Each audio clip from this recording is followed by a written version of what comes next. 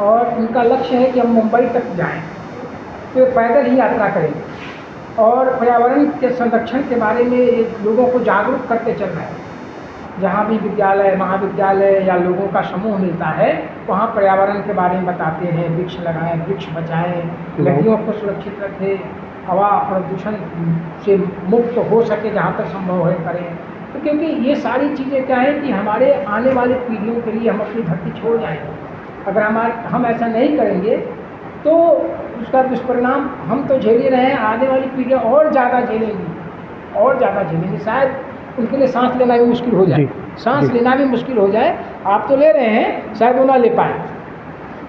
जैसा कि बहुत बार देखा होगा, दीपावली के समय में दिल्ली महानगर की स्थिति कितनी खराब हो जाती है कि प्रदूषण का स्तर, तो खतरनाक स्तर, उसको बहुत आगे निकल जाता है और बड़े बुजुर्ग घर से बाहर नहीं निकलते, क्योंकि निकलेंगे तो खांसी आने लगेगी और उनका सांस लेना बड़ा मुश्किल हो जाता है। तो ये पर्यावरण की जो आज बहुत ज़्यादा आवश्यकता है, उसके बारे में अपने विचार रखेंगे और आप लोगों को जोड़ना चाहते हैं, जो विचार रखने नहीं आए हैं। उनका उद्देश्य ये है कि आप पर्यावरण संरक्षण में यथासंभव जहाँ तक हो सके, एक पेड़ भी लगाया तो भी आपने कुछ तो योगदान दे ही दिया, पेड़ नहीं लगाया तो जड़ से सींच दिया तो भी योगदान दे। बिल्कुल, बोलो सर। अब सर बोलिए। सभी को नमस्ते। मैं इंद्र कुमार सिंह प्रयागराज से हूँ और आप सभी भाई बहनों से इसलिए बात करने आया हूँ कि हमारी समाज की नैतिक जिम्मेदारी होती है, हम सबसे मिलकर के समाज बनता है, तो हमारी नैतिक जिम्मेदारी होती है कि हम समाज में रहने लायक स्थिति को बनाए रखें। तो अभी आप देख रहे हैं कि तमाम विकास कार्यों की वजह से, हमारी उदासीनता की वजह से हमारे आसपास वृक्षों की संख्या घटती जा रही है। मेरे बाल्यावस्था में 5-5 दिन, 7-7 दिन लगातार बारिश हो रही है, होती थी। आपके समय में आपने कभी नहीं देखा होगा कि 5 दिन लगातार बारिश हो रही हो, लगातार बिना रुके, कभी नहीं देखी होगी। इसके अलावा 2021 में पूरे वर्ल्ड का टेम्परेचर 1 डिग्री बढ़ चुका है, पूरे वर्ल्ड का ग्लोबल तापमान 1 डिग्री बढ़ चुका है। अब 1.1, 1.2 की तरफ हम बढ़ रहे हैं। ठीक 100 वर्षों में ये तापमान का रिकॉर्ड जब से रखा जा रहा है, तब से पूरे वर्ल्ड का तापमान 1 डिग्री बढ़ चुका है। इसका मतलब आप समझ सकते हैं कि ऐसा क्यों हुआ।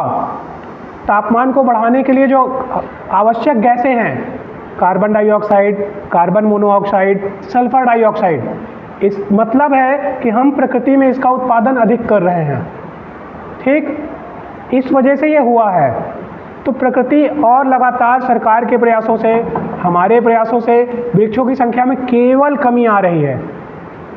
सरकार तो अपनी तरफ से खाना पूर्ति करती है, 37 करोड़ वृक्ष लगाई है इस बार, ये खाना पूर्ति है। मैं सीधे सीधे सरकार की आलोचना ना करते हुए भी बता रहा हूँ कि ये खाना पूर्ति का ही क्रम है जो प्रत्येक वर्ष लगातार किया जाता है।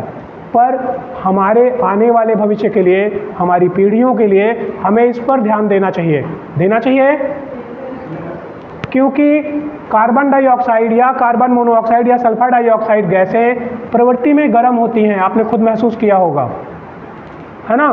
तो अगर ये ज़्यादा संख्या में बढ़ेंगी तो हमें तमाम समस्याओं को झेलना पड़ेगा। तापमान अधिक होगा, ऑक्सीजन की कमी होगी, जो हमारा एटमॉस्फेरिक बैलेंस होता है उसमें ऑक्सीजन की मात्रा होती ना, सबसे अधिक नाइट्रोजन सबसे अधिक है, उसका हम कुछ कर नहीं सकते, नाइट्रोजन बैलेंस है।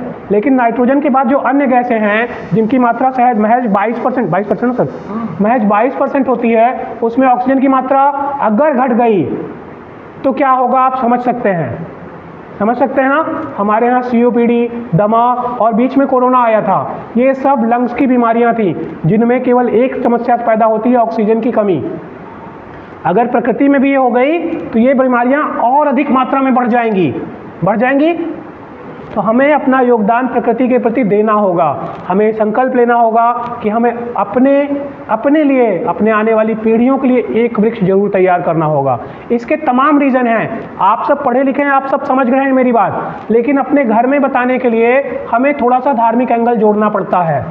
ठीक है, तो ये भी हम आपको बताने जा रहे हैं कि आप और लोगों को प्रेरित कर सके तो आपको क्या कहना है। मैं उन शब्दों के माध्यम से आपके समक्ष रख रहा हूँ कि कैसे हम अपने बड़ों को, आने वाले पीढ़ियों को इसके प्रति प्रेरित कर सकते हैं। हमारे पूर्व में हमारे पूर्वजों ने बहुत से वृक्ष लगाए और कहा कहा कि एक वृक्ष 10 संतानों की बराबर है। ऐसा हमारे धर्मशास्त्रों में भी लिखा हुआ है। हिंदू धर्म जो लोग फॉलो करते हैं वो अच्छे से समझते होंगे, जानते होंगे, तमाम जगह लिखा है। यहाँ तक गीता में लिखा हुआ है, वृक्षों में ईश्वर वृक्षों में कह रहा है कि वृक्षों में मैं पीपल हूँ।